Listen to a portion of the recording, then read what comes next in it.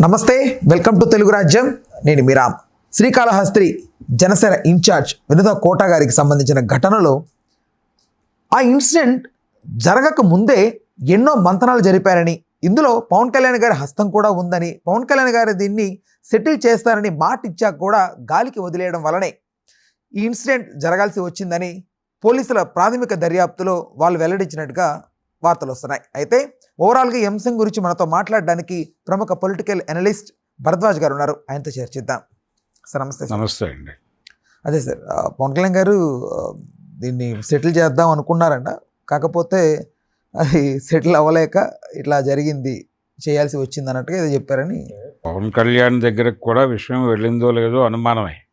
ఎందుకంటే వీళ్ళకి సంబంధించినటువంటి వ్యక్తిగత రహస్యాలు అతని దగ్గర ఉన్నాయి, డ్రైవర్ దగ్గర అనేది వీళ్ళ ప్రధానమైన ఆరోపణ.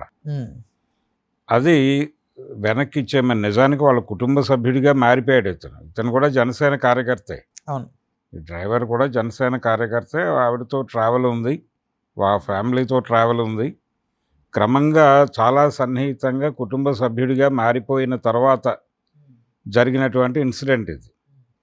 సో చాలా విషయాలు అతనితో షేర్ చేసుకోవటం జరిగింది. అతన్ని ప్రాపర్గా ఎక్కడో వీళ్ళిద్దరి మధ్య స్ప్లిట్ వచ్చింది. వచ్చిన తర్వాత అతని దగ్గర తనకు సంబంధించినటువంటి రహస్యాలు ఉన్నాయి, వీడియోలు ఉన్నాయి అనేది బయటకు వచ్చినటువంటి విషయం. ఈ కీలకమైన కొన్ని బయటకు వచ్చేసినాయి, కొన్ని వీడియోలు అతను బయట పెట్టాడు అనేది వినిపిస్తున్న మాట. తర్వాత ఇంకొక నాయకుడికి ఎవరికో జారేస్తున్నాడు అనేది ఇంకొక ఆరోపణ. ఇన్ని ఆరోపణల మధ్య ఇవన్నీ తీసుకెళ్ళి అక్కడ పంచాయతీ పెట్టే పరిస్థితి కాదు. ఎందుకు పంచాయతీ పెట్టలేరంటే ఇక్కడ పర్సనల్ డీటెయిల్స్, పర్సనల్ వీడియోలు అని మాట్లాడుతున్నారు. ఈ పర్సనల్ వీడియోల గురించి అక్కడ చెప్పుకుంటే చంపాల్సినంత అవసరం ఎందుకు ఉంటుంది? పంచాయతీ చేసేంత పరిస్థితి ఉంటే ఇది కేవలం ఇదొక రకమైనటువంటి పరువు హత్యే. అంటే తమని తాము కాపాడుకోవడం కోసం ఇది ఎవరు చేశారో తెలియదు, మనం చంపేసి ఆ వీడియోస్ తీసేసి క్లోజ్ చేసేద్దాం వ్యవహారాన్ని, మొత్తం సెటరైట్ అయిపోతుంది, తమ పద్ధతిలో తాము కొనసాగచ్చు. అందుకనే వాళ్ళు చెన్నైని ఎంచుకున్నారు. అయితే అంటే అక్కడ గవర్నమెంట్తో ఏమైనా ముందుగా మాటలు అక్కడ ఉన్న ఆఫీసర్స్ ఇది కాన్స్పిరసీనే. వీళ్ళు చంపేసి చేతులు తుడిచేసుకుందాం అనుకున్నారు అంతవరకు. అంటే బార్డర్ దాటేటప్పుడు చెకింగ్స్ ఉంటాయి కదా, దారి మధ్యలో టోల్ ప్లాజాలు ఉంటాయి, ఇక్కడ చెకింగ్స్ ఉంటాయి, ఇవన్నీ దాటుకొని ఎలా వెళ్ళారు రివర్ వరకు అనేది.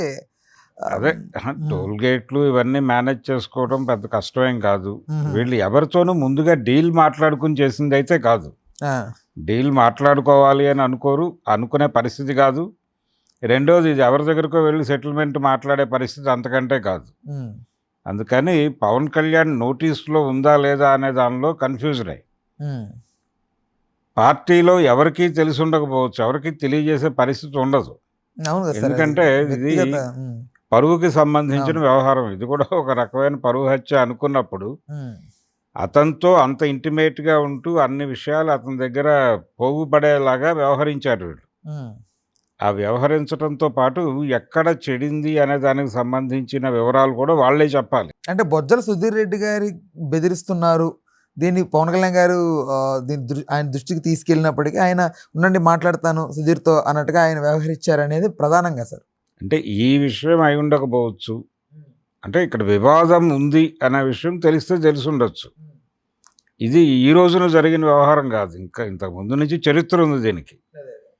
అయితే ఇక్కడ ఏదో డిస్ప్యూట్ ఉంది, ఆ డిస్ప్యూట్కి సంబంధించి మాట్లాడాలి అనే విషయం వరకు పార్టీ నాయకత్వం దృష్టికి వెళ్ళి ఉండొచ్చు. అయితే ఇక్కడ ప్రధానంగా చూడాల్సింది ఏంటంటే పవన్ కళ్యాణ్ సీరియస్గా పార్టీ నిర్మాణాన్ని పట్టించుకుంటున్నాడా అనేది అనుమానమే. ఎక్కడికక్కడ వాళ్ళు సామంతరాజుల్లాగానే వ్యవహరిస్తున్నారు. వాళ్ళ పార్టీ కార్యాలయం కూడా పెద్దగా యాక్టివిటీలో ఉన్నట్టుగా కనిపించదు. రెగ్యులర్గా జనం వెళ్ళి సమస్యలు చెప్పుకొని, అంటే పిటిషన్లు తీసుకోవడానికి ఒక వ్యవస్థ పెట్టారు అక్కడ పార్టీ కార్యాలయం ముందు, కానీ లోపల దాని పరిష్కారానికి సంబంధించిన ఏదైనా సెటప్ ఉందా అనేది డౌటే. అందుకని సీరియస్గా నిర్మాణం మీద దృష్టి కేంద్రీకరించినట్టుగా కూడా కనిపించినప్పుడు ఆయన దృష్టికి వెళ్ళినప్పటికీ విని తర్వాత చూద్దాంలే అన్న ధోరణిలో వ్యవహరించి ఉంటాడు. ఇది అవదు అనే విషయం వీళ్ళకి తెలుసు. ఆయన దృష్టికి విషయం వెళ్ళినా జరిగేదేం ఉండదు అని తెలిసి, సరే మనం ఒక అడుగు ముందుకేసి లాగించేద్దాం అనేదే జరిగింది అక్కడ. అంటే ఉపేక్షించడానికి వాళ్ళు ఇంకా ఉపేక్షలు ఇవే లేవు. ఇప్పుడు నాయకుడికి తెలిసినా ఆయన మాట్లాడు అనే విషయం వీళ్ళకి తెలిసినప్పుడు ఇంకా అతనితో వెళ్ళి కూర్చుని ఈ విషయాలన్నీ అక్కడ చెప్తారు. ఏదో పద్ధతిలో ఆయనకు ఇక్కడ నియోజకవర్గంలో సమస్య ఉంది అనే వరకు సమాచారం వెళ్ళి ఉంటుంది. ఆయన స్పందించడు అనే జ్ఞానం ఉంది వీళ్ళకి. అందుకని చెప్పి వీళ్ళు ఒక అడుగు ముందుకేసి లాగించేశారు. చేసేసి క్లోజ్ చేసేసుకుందాము, ఇంకా ఫర్దర్గా ఈ ప్రాబ్లం క్లియర్ అయిపోతుంది అనే ఉద్దేశంతో ఉన్నారు. చంపేసే ఇలాంటి నిర్ణయం తీసుకున్నారంటే ఏ స్థాయి సమాచారం అతని దగ్గర ఉండుంటుంది అనేది అవును ప్రాథమికంగా అసలు ఇప్పుడు ఆలోచించాల్సిన విషయం. డౌట్. అవును. అంటే ఇప్పుడు ఆ వీడియోస్ అవన్నీ బయట పెడితే వీళ్ళ వ్యక్తిగత ప్రైవసీకి దెబ్బ. అయినప్పటికీ కేసు కీలకంగా మారతాయి అవి. ఎలా గుర్తుపట్టారు? అతని చేతి మీద ఉన్నటువంటి టాటూలు వీటి ద్వారా పట్టుకున్నారు వీళ్ళు ట్రాక్ అయ్యారు.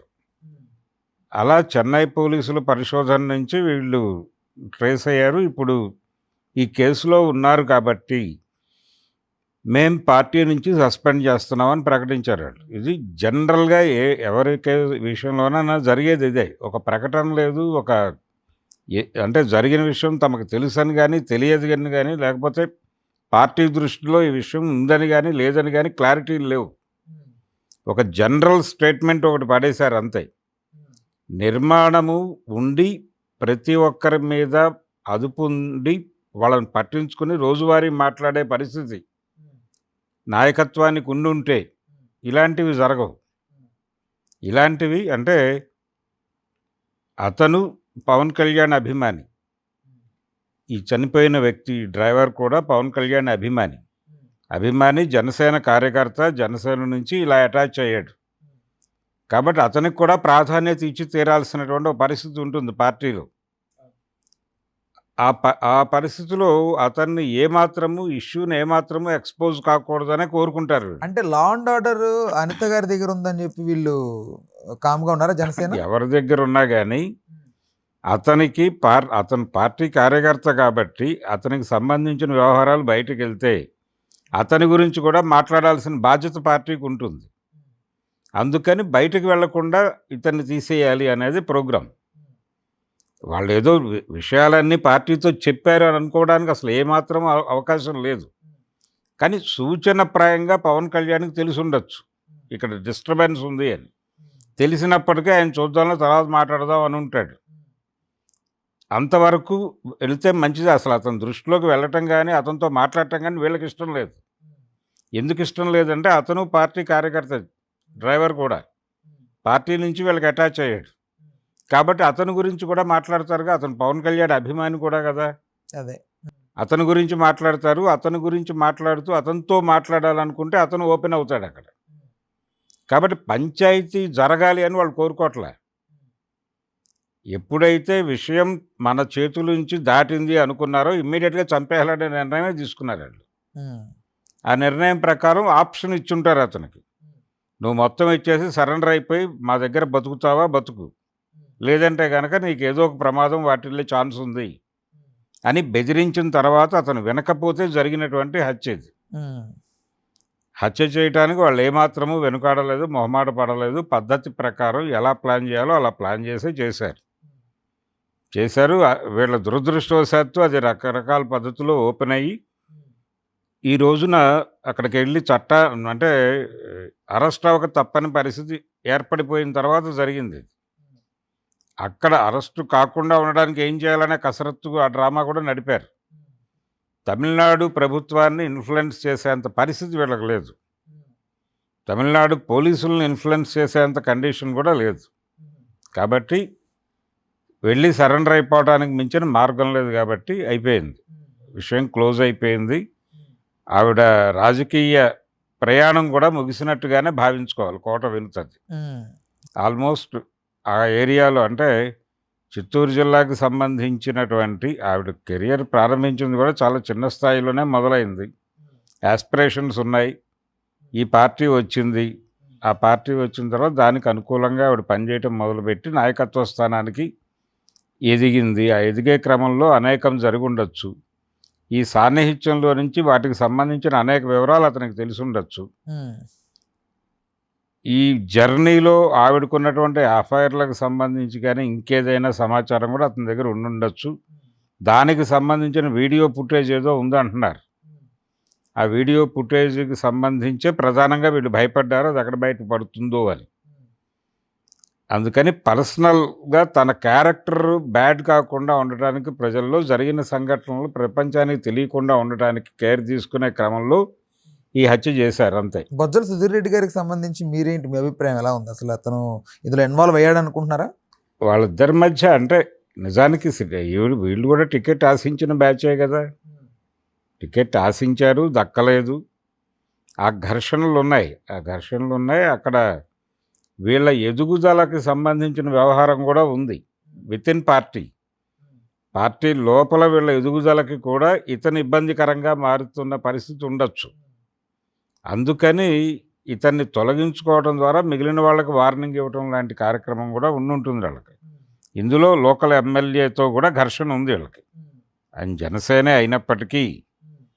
జనసేన అయినప్పటికీ ఎవరి పవర్ సెంటర్ వాళ్ళదే. ఇప్పుడు జరుగుతున్న పరిణామాలన్నీ చూస్తే అంటే పవన్ కళ్యాణ్ ఎక్కడా నిర్మాణం మీద దృష్టి పెట్టట్లేదు, శ్రద్ధ పెట్టట్లేదు అనే విషయం చాలా క్లియర్గా అర్థమవుతోంది. ఇదొకటే కాదు, అనేక సంఘటనలు ఉన్నాయి. ఎక్కడా కూడా జనసేన ఎమ్మెల్యేలు ప్రజల తరఫున రోడ్డు మీదకి వచ్చిన సంఘటనలు ఎక్కడా లేవు. మాట్లాడిన సందర్భాలు లేవు. అసెంబ్లీలో గొంతు విప్పిన సందర్భాలు చాలా తక్కువే. పవన్ కళ్యాణ్, లేకపోతే నెంబర్ 2గా ఉన్నటువంటి నాదెండ్ల మనోహరు, వీళ్ళు తప్ప ఇంకెవరు జనసేన నుంచి గొంతు లేపినటువంటి సందర్భాలు చాలా తక్కువే కనిపిస్తున్నాయి. అంటే వీళ్ళందరూ మెకానికల్గా ఉంటున్నారు అంతే. ఈ మెకానికల్గా ఉంటున్నారు. వీళ్ళ పరిస్థితి ఏమిటి అనేది గందరగోళమే. అందుకని నెక్స్ట్ ఎలక్షన్కి వీళ్ళు ఇదే స్ట్రైక్ రేట్ అంటే 100% అని చెప్పుకుంటూ వచ్చారు. ఇది డెఫినెట్గా మెయింటైన్ అయ్యే అవకాశాలు అయితే కనిపించడం లేదు. పవన్ కళ్యాణ్ నిర్మాణం మీద శ్రద్ధ పెట్టి రోజు వాళ్ళతో కూర్చొని ఇంటరాక్ట్ అయ్యి ఏదన్నా ప్రోగ్రామ్ ఇచ్చి చేయటం ఇవేవి కనిపించట్లేదు, ఎక్కడా లేవు. ఎప్పుడైనా ఏదైనా బలమైన ఇష్యూ ఉంటే ఒకసారి కూర్చుని మాట్లాడుకోవడం తప్ప, వారు చెప్పింది వినటం తప్ప 2-వే కాన్వర్జేషన్ వీళ్ళు మాట్లాడి దీని మీద ఆయన డిస్కషన్ చేసి అలాంటిదేవి జరుగుతున్నట్టుగా ఎప్పుడూ వార్తలు రాలేదు బయటికి. ఆయన సెంట్రిక్గా పార్టీ నడుస్తోంది అంతే.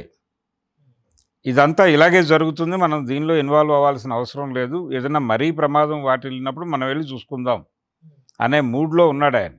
ఆయన సెంట్రిక్గా పార్టీ నడవాలనే గొడవే తప్ప ప్రతి ఒక్కళ్ళతోనూ రోజువారీ ఇంటరాక్ట్ అయ్యి వాళ్ళు ఏం చేస్తున్నారు, దానికి సంబంధించి వాళ్ళని ఎలా గైడ్ చేయాలి అనే నిర్మాణపరమైనటువంటి విషయాలు ఏవి ఆయన పట్టించుకోవట్లేదు.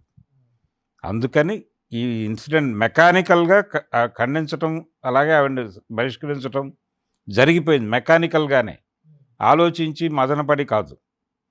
అందుకని కొంచెం జనసేన ఏ కండిషన్లో ఉందో తెలియటానికి ఈ ఇన్సిడెంట్ ఒక ఉదాహరణ.